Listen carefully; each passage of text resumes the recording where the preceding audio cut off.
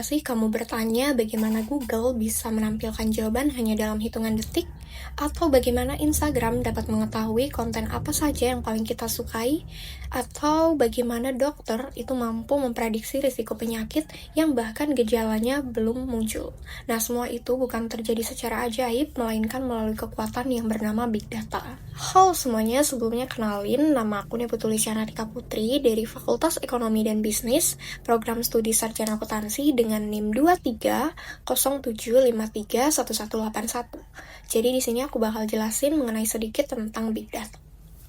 Big Data itu adalah data berskala besar dengan keragaman dan kompleksitas tinggi yang membutuhkan arsitektur dan juga teknik khusus untuk mengelola serta mengekstraksi nilai dari sistem tersebut. Nah, Douglas Lainey dari Gartner itu memperkenalkan konsep yang bernama 3V, volume, velocity, variety, yaitu data yang berukuran sangat besar, datang sangat cepat, dan beragam bentuknya. Konsep ini kemudian berkembang menjadi 5V, termasuk veracity atau keandalan, dan juga value atau nilai manfaat. IBM itu mendefinisikan Big Data sebagai kumpulan data berskala besar dan kompleksitas yang tidak dapat diproses oleh sistem database tradisional.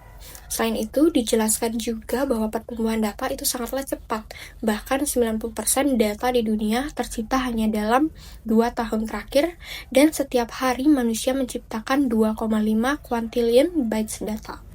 Bagaimana contohnya itu dalam bisnis, misalnya perusahaan seperti Amazon yang menggunakan analisis big data untuk memahami perilaku para pelanggannya. Contohnya sistem rekomendasi, mereka mampu memprediksi bahwa jika seseorang misalnya membeli pisang, maka ia mungkin juga akan membeli susu berdasarkan pola dari kolerasi miliaran transaksi.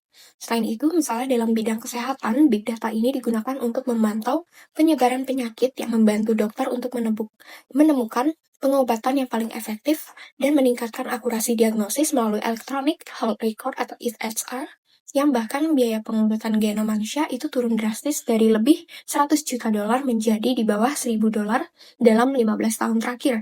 Hal ini berkat teknologi big data dan komputasi canggih. Nah, jadi kesimpulannya di sini Big Data itu telah mengubah bagaimana cara dunia bekerja, mulai dari bisnis yang lebih efisien, layanan data kesehatan yang menjadi lebih cerdas, hingga penelitian ilmiah berbasis data berskala besar. Namun demikian, Big Data juga menghadapi tantangan penting, seperti privacy, keamanan, dan juga kualitas data. Jadi Big Data itu bukanlah hanya tentang jumlah data, tetapi bagaimana kita mengubahnya menjadi value yang bermakna bagi kehidupan manusia.